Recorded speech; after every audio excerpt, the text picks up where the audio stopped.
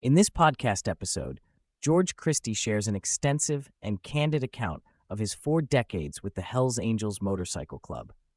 The conversation traverses his early fascination with military life and motorcycles, the intricate and often violent dynamics inside outlaw biker culture, the structure and symbolism of biker clubs, and the challenges faced by members both on the streets and behind bars.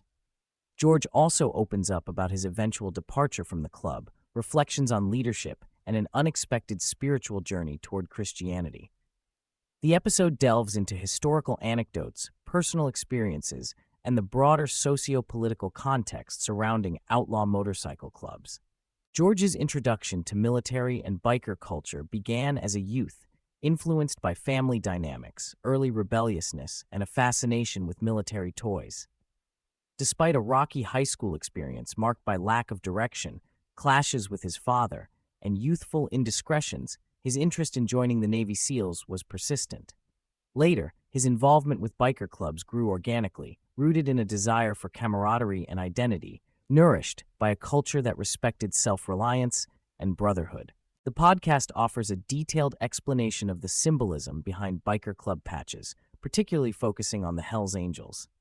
The iconic top rocker, center death head, club patch, and bottom rocker denote affiliation, territory, and status within the club hierarchy. Notorious patches like the Filthy Few and the Dequo signify acts of extreme loyalty or readiness to engage in violent confrontations, though George clarifies that myths around these patches often overshadow the more mundane realities. He emphasizes that many of these symbols have evolved, sometimes inflated by informants or law enforcement narratives, diverging from their original meaning, tied more to loyalty and commitment than criminal acts alone. George explains the internal organization of the Hells Angels as semi-autonomous charters that govern themselves without an absolute centralized authority. He describes the delicate balance between rivalry and alliance with other clubs such as the Outlaws, Bandidos, Mongols, and Pagans. Recruiting was never about outright poaching, but about individuals demonstrating hunger and loyalty to join voluntarily. The club maintained strict codes around behavior, ownership of symbols, and territorial control, enforced with anything from stern warnings to violent consequences. Despite the outlaw image, many members had conventional jobs, and the overall culture was deeply influenced by a prison-like racial faction system rather than outright racism. The term one center originated after a 1948 Hollister event, where mainstream motorcycling groups condemned the violent minority of bikers as troublemakers comprising only 1% of riders. Outlaw clubs embraced the label defiantly, turning it into a symbol of pride and nonconformity. The early years were characterized by small groups of disaffected veterans forming motorcycle clubs that were social, but often rough and sometimes violent gatherings. George traces the roots of the Hells Angels back to the mid-1950s, with disputed founding details, highlighting key figures like Sonny Barger and the fierce North-South rivalry in California.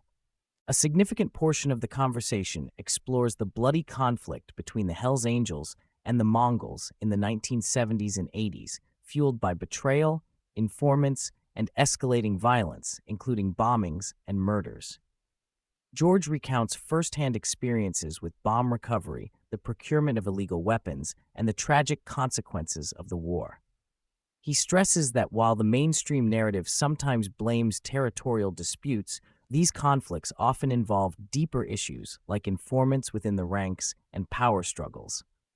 The intensity of this rivalry shaped much of the Hells Angels culture and their interactions with law enforcement.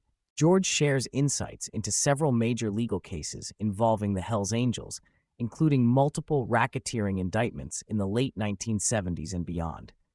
Despite intensive government efforts spearheaded by prosecutors like Robert Mueller and infiltration by informants such as Tony Tate and Jay Dobbin, federal cases often faltered due to the Hells Angels' decentralized structure and savvy legal defense. George recounts his own experiences with investigations, arrests, and trials, highlighting the complexity of navigating both internal club loyalty and external legal pressures.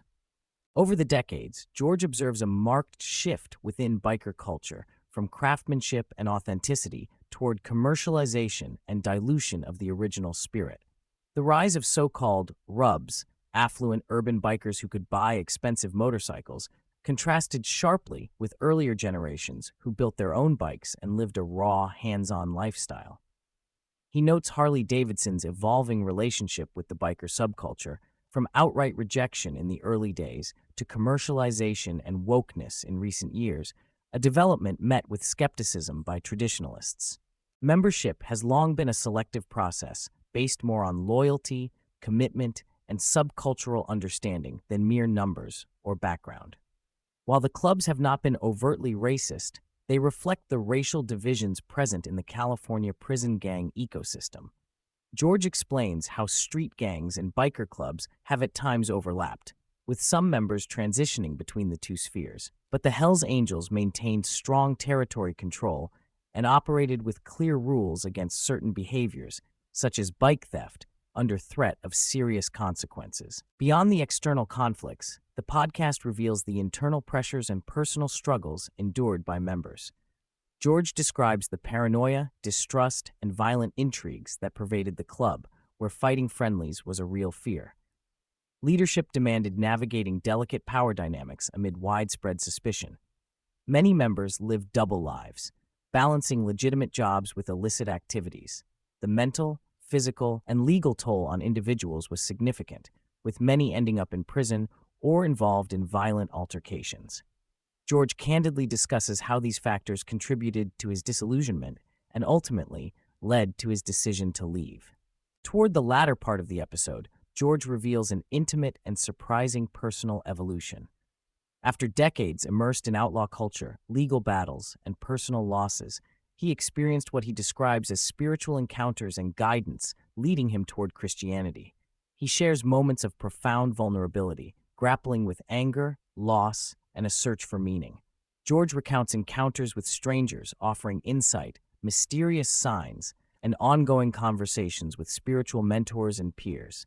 This transformation has offered him new perspectives on life, purpose, and redemption. Throughout the discussion, George draws parallels and contrasts between his experience as a Marine and DoD contractor and his life with the Hells Angels. While both environments value brotherhood and loyalty, the military has more explicit structure, discipline, and shared goals, whereas the outlaw biker world is marked by a primitive, sometimes chaotic struggle for power and survival. He notes the challenges veterans face transitioning to civilian and outlaw lifestyles, highlighting parallels in isolation, mistrust, and the need for belonging, but also acknowledging stark differences in culture and consequence. A key organizational point George makes is the legal protection behind the Hells Angels trademark. The club operates as a non-profit entity primarily to defend its powerful brand identity from unauthorized use. In the 1980s, the Hells Angels actively fought against commercial exploitation of their logo by entities like Marvel Comics, successfully asserting their trademark in court. Despite popular assumptions, George clarifies the club itself does not profit substantially from illegal activities, but serves mainly to preserve its identity and manage internal affairs. George was involved in various attempts to broker peace among competing outlaw motorcycle clubs, including truces with Outlaws, Bandidos, and Mongols. He describes efforts to control violence and create amnesties for hostilities in multiple regions, including internationally in Scandinavia, with government's involvement.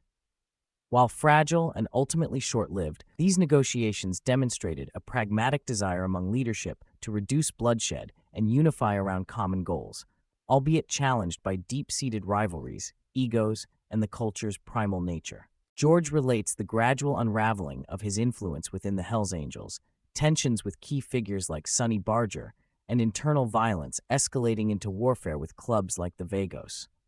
Personal losses and conflicts, including high-profile murders and betrayals, hardened his resolve that the club was straying from its roots. Candid about the emotional and psychological toll, George describes his 2011 resignation, the abrupt severance of communication, and his subsequent efforts to tell the club's story through books, consulting, and media projects, while reflecting on the cost and complexity of his life within the outlaw biker world.